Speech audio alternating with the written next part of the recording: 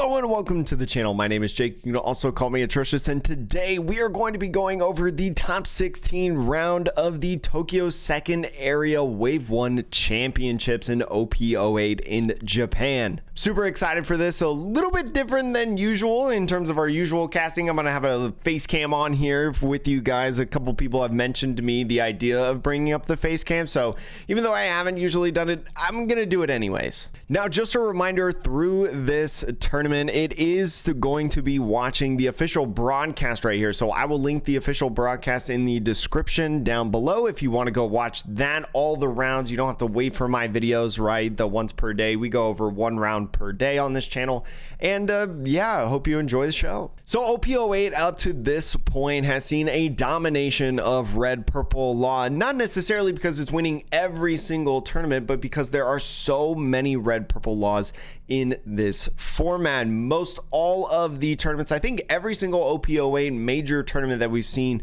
through this channel and these streams, have all had double-digit numbers in the top 16. Winning some of them, but also losing some, has really battled Rob Lucci in the top spot as kind of this two-deck format, I would say, as OP08, with a third deck like Anel trying to wedge its way in as a competitor to those two decks.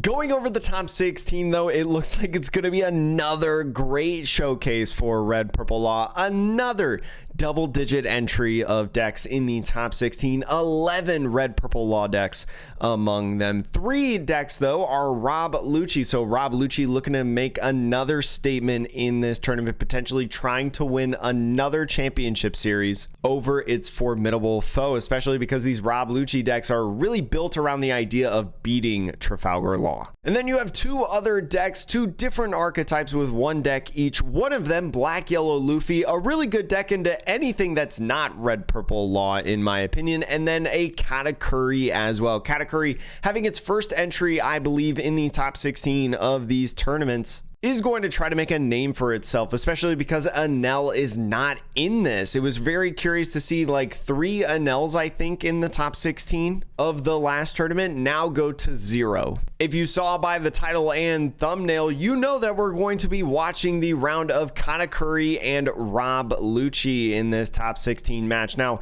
Katakuri is interesting, not in its former glory as it once was on its pedestal, but with OP08 has some additions that it really utilizes with the Nami and the Jewelry Bonnie. We're going to see how those cards potentially work out for the Katakuri in this one. You kind of know, if you're a longtime watcher of the channel, you know how these Katakuri decks usually run in OP08, but don't forget, we'll go over sample lists of these archetypes for you if you want to have something to strive in order to build on your own. So taking a look at the board, it looks like the Rob Lucci is going to go first. I don't know if he kept the hand or not, but has an Ennis Lobby in there. Ennis Lobby, a super good card, probably going to be playing that on his second turn of the game. We got a Helmeppo, a Gecko, and then 2 Brooks as well. Brooks are inclusions that we're starting to see 4 of in these Rob Lucci lists. A really, really good card, especially in combination with the stage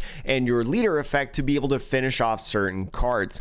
Katakuri has a pretty interesting hand. You got the Flampe in there, excellent 2K, as well as finding different pieces. Onami is a great one. Gadatsu is a good card to have, and then another 2K in Beige, and then a 10 drop Charlotte Linlin. Pretty decent hands, I feel like, for both sides at this point. Kind of have a little bit of a struggle in the mid game with the Katakuri, so that could potentially provide some issues, especially if they immediately answer to something like Gadatsu. And especially if you try to use your Gadatsu, you have to be really cautious and really calculated about your swings, because if Rob Lucci takes life early, that Gadatsu is not really going to get the value that it wants in this. So it's going to be really curious to see who has the better showcase in this one, and at the 1 Dawn turn, just passing it after getting that down. Not really any 1 Dawn plays for this deck. For Katakuri, unless they find something like a Charlotte Pudding, no really 2 Dawn plays either, and after finding another 10 drop, that could be good for consecutive turns, but we'll see if it actually works out for him. Rob Lucci, a little slower at times in terms of a deck. Going to be swinging 6 right away. Going to use that 2K Flampe. Don't really need need it except for that 2K, and with the rest of the 2 Dawn playing that stadium.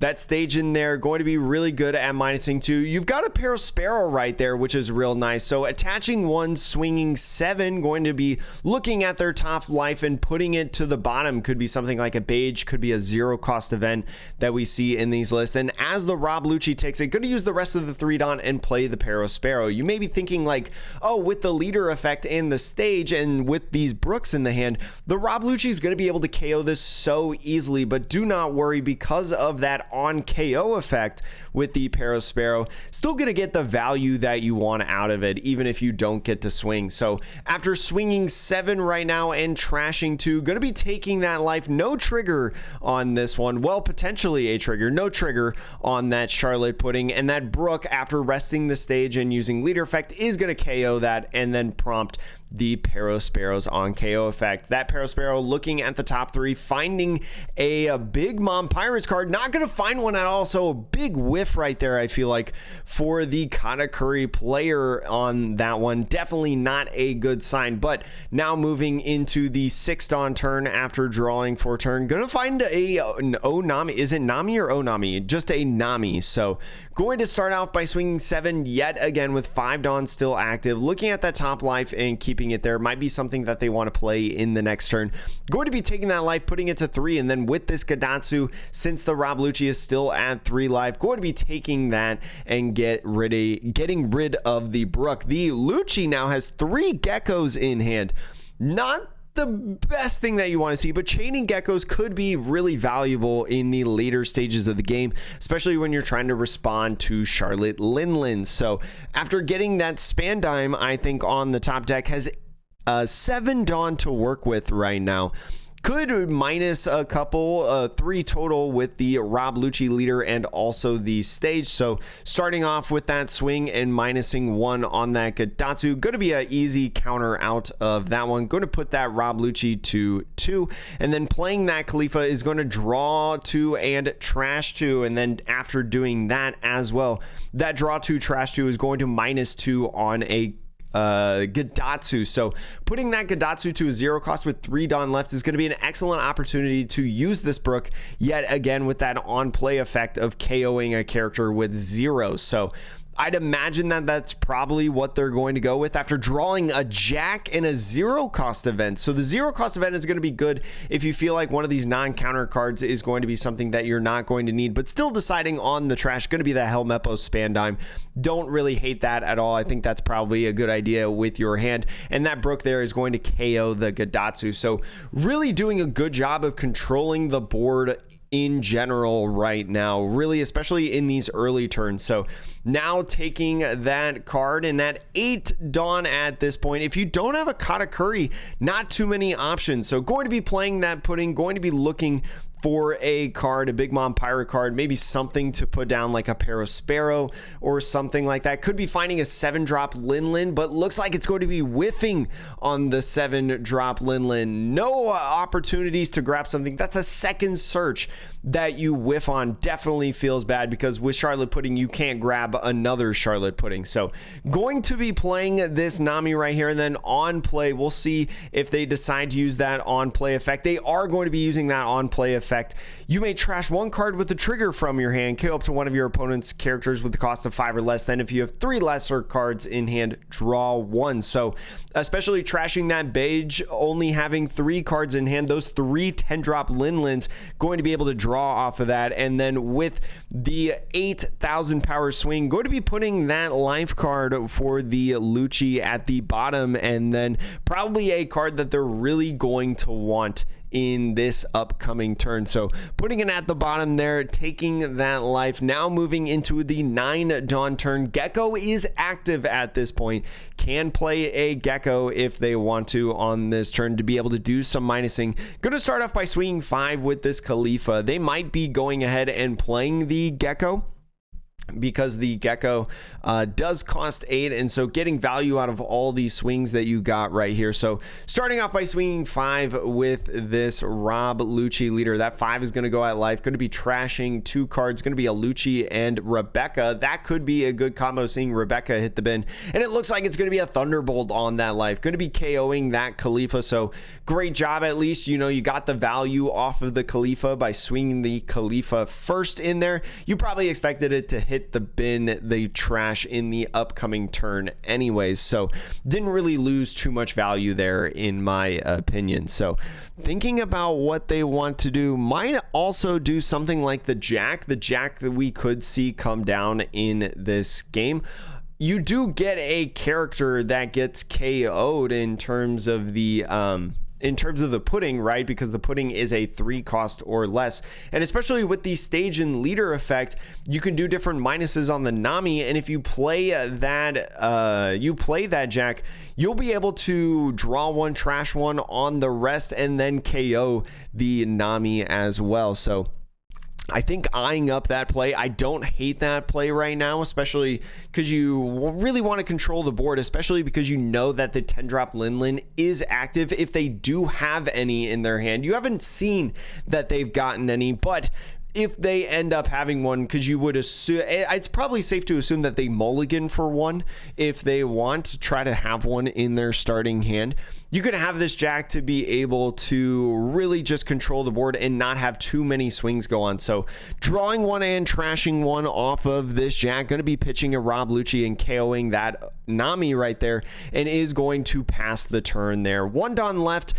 Don't really hate it. I think they were probably waiting until to see what the trigger was on that swing to really think about whether they wanted to play the jack or the Gecko. So you lose out on 1 Don, but it's not the worst thing in the world. So starting off with that 10-drop Linlin. The thing about having the 7-drop in hand, though, is no counter. So going to have to survive off this on that 5K swing from the leader is going to get that Hell Meppo. Only 1 life left for this Rob Lucci, and they're staring down a giant 10,000 or 12,000 power body in that Charlotte Linlin. So going to be interesting to see if they can KO. They do have an Ice Age on there, so Ice Age lobby leader effect would put that 10-drop Linlin down to 0 cost, and then a Gecko Moria would be able to KO with the Rob Lucci effect, KOing both the Charlotte Linlin and the pudding on there. So you'd be able to wipe out board a little bit if you wanted to. So going to start off by swinging 5, it looks like, potentially at life, thinking about either 5 or 6,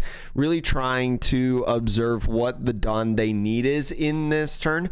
I think swinging 5 is probably fine. You're just trying to do a little bit of chip damage. Going to be a Sabo and Subaru hitting the trash, and going to be getting this life right here. This life right here is going to be an Okiku, the Kiku Nojo, or a Kiku, whichever you call it, because the Rob Lucci is at 3 or less life, is going to be played. That's going to be so tough for this Rob Lucci in order to not lose in the next turn, because you have a ton of non-counter in hand. You have that 0 cost event, which is great, but you do want to stop as many swings as possible, and especially with this Kiku Nojo, it is going to be gaining a life if you decide to KO it, so it's going to be a little tricky on how much you value that poke damage right there. So I think you can still go in with this same play that I was talking about, where you NS lobby the 10-drop, you play the Ice Age to -5 on it, and then go ahead and use the Gecko to Rob Lucci KO both the pudding and the Linlin. Going to be really nice for your jack to be able to get value on its swings as well as playing a Gecko. So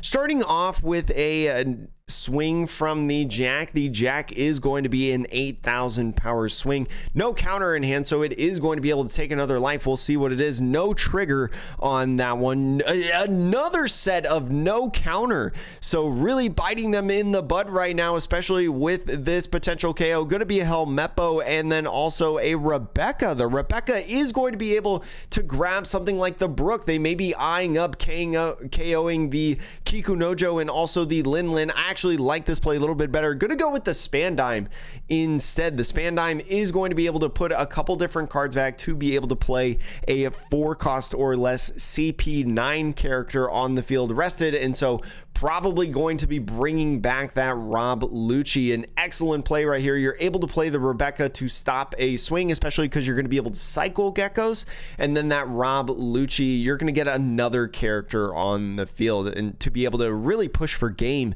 potentially in this next turn. So putting down those 3 cards to get rid of the Linlin and Kikunojo, the Katakuri is going to gain another life off of the Kikunojo on KO effect, but I think you're starting to feel pretty all right with your board position right now. You've got an 8, a 9,000 power character, a Rob Lucci leader, and then also Rob Lucci character as well that is going to do some damage, and not a lot of counter in hand right now. So just going to be playing that 10-drop Linlin. Going to be getting rid of the Jack. The Jack is not going to be counter in your hand, so you're all right with that at this point. And so this 5K swing right here, maybe you're just trying to think about if they want to pitch the Rebecca that's in hand, but actually going for the Helmeppo right there. The Helmeppo does buy the Rob Lucci, kind of like robbing them from going for game, almost forcing them to be like, okay, you have to use the Rebecca, your blocker, if you want to hit for game this turn. But with another Rebecca in hand,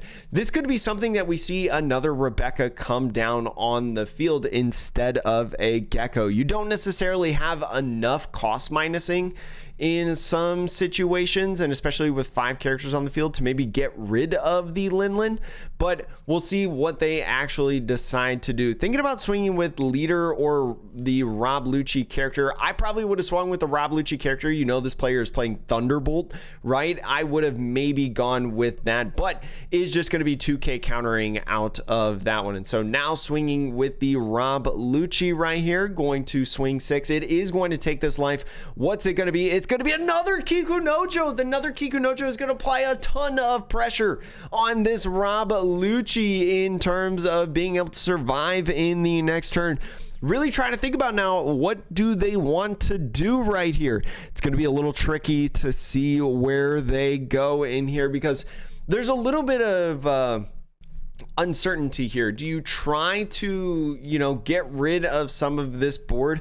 You do have some minusing opportunities with your leader effect, with your stage, right? That's a -3 in general, and then some other opportunities with stuff like Helmeppo in your trash. So do you try to do a little bit of minusing to get rid of a couple different characters, or do you just try to go a lot more defensive with something like the Rob Lucci? You have another Rob Lucci in trash. You've got Rebecca in your hand to be able to play and get another blocker on the field. Especially with the geckos, you'll be able to continuously battle, right? As soon as those Linlins start swinging.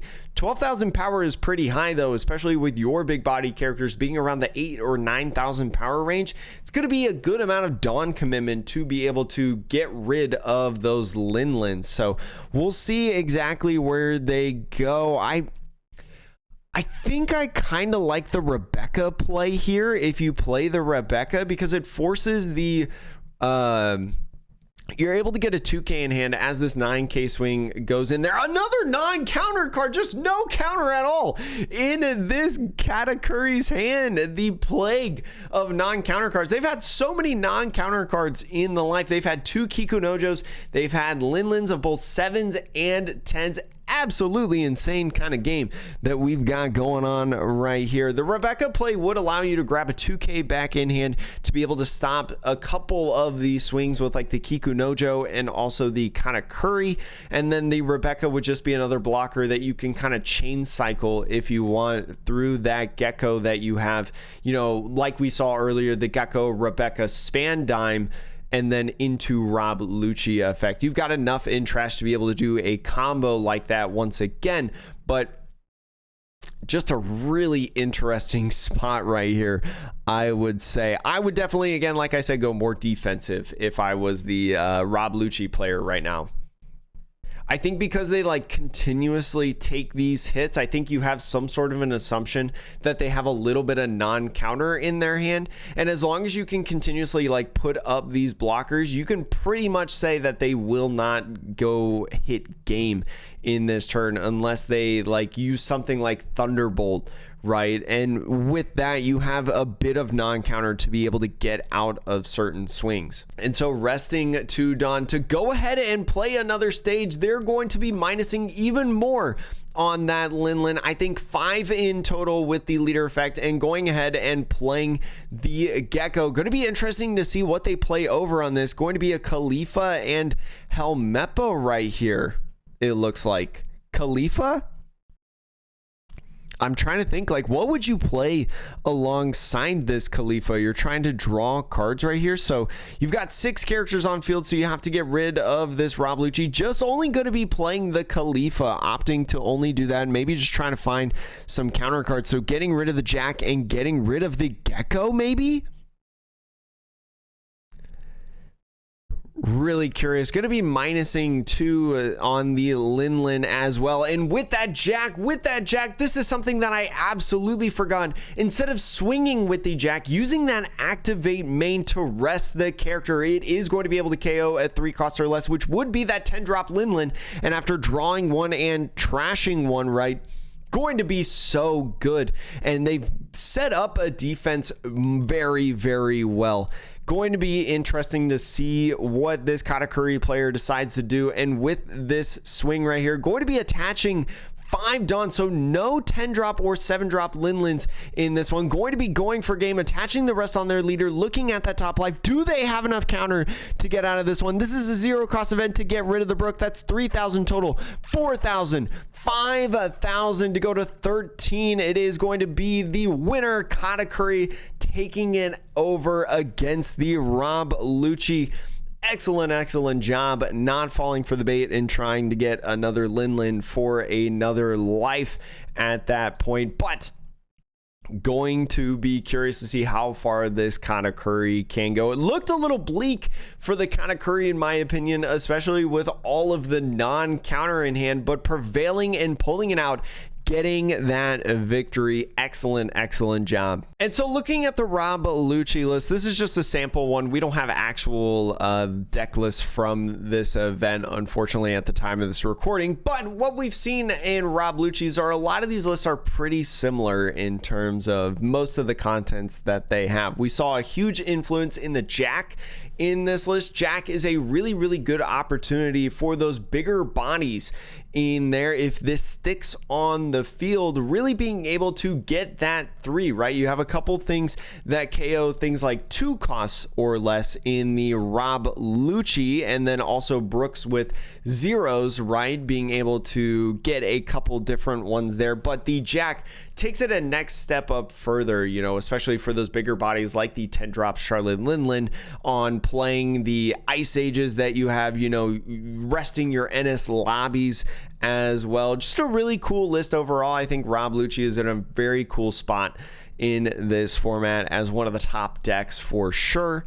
And definitely better in OP08 than it is in 7 because of its additions of Jack and Who's Who. Remember, Who's Who being another CP9 addition for this deck, being a searchable 2K, but also being able with a trigger to KO characters, and then also that on play effect. Now, looking at this Katakuri list is pretty similar to what we feel like we've seen time and time again. Getting the addition of the OP07 Rocket Luffy is so good in these yellow decks. Just such an insane trigger, and then also with that activate main, being able to draw cards is so good. We saw a little bit of the cards that this deck gains in OP08 in the Nami, that excellent egghead card, 5 cost, 5,000 power, with that on KO to KO different characters while also drawing cards is great in a deck like Katakuri where you don't necessarily draw a ton, being able to help you search for different pieces of the puzzle. And then also getting the new 3-drop Jewelry Bonnie. We didn't see it in this game, but with a trigger of draw 2, trash 1, excellent addition in your deck. And then also, especially with that effect right there, your turn once per turn when your opponent loses life, that can be from a swing, that can be from a 7-drop Linlin, a couple different options to get this effect off, you get to also just draw 2 trash 1 from your hand. So a great stuff for this deck in terms of helping it draw, really try to find the pieces that it needs to fit the puzzle in like your 10 drops, your 7 drops, you know, certain other pieces like you're the one that should disappear, Thunderbolt, right? Thunderbolt going for game, such a good card. But yeah, that's pretty much it. Thank you so much for watching. Hope you enjoyed this match that we had in this tournament. I'm moving right now, so that's why there's nothing here. It's all in the new house. I'm trying to hurry up and record these in like one sitting so that I can move all this stuff over there, because the computer is like kind of the last thing that I need. But yeah, next couple days there will be the other rounds of the tournament. If you're looking for more content, we have the store regional VOD that is up on the channel, as well as some other videos if you're looking in the OP08 format that you can watch. Thank you so much. Hope you enjoyed this one, and I'll see you in the next one.